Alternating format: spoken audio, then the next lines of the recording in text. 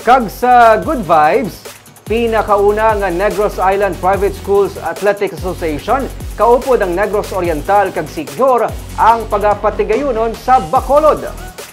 Kabahin sa mga pagpanghanda, ang Sports Summit upod man sa Philippine Sports Commission nga ginpatigayon sa STI West Negros University kainasang aga. Sa pagpanguna ni PSC Commissioner Edward Haico, ilagin talakay upod sa mga local coaches, sports coordinators kag trainers ang mga tikang agud mas mapasanyog ang sports grassroots program sa tuyo nga mahanas pa ang ikasarang sa mga atleta sa rehiyon.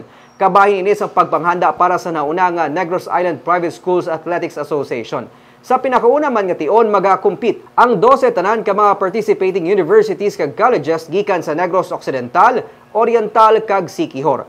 Ginakalipay ni PRISA Vice President Ryan Mark Molina ang liwat nga pag-ugyon sa mga kolehiyo para sa natalana nga mga kompetisyon sumugod buwas.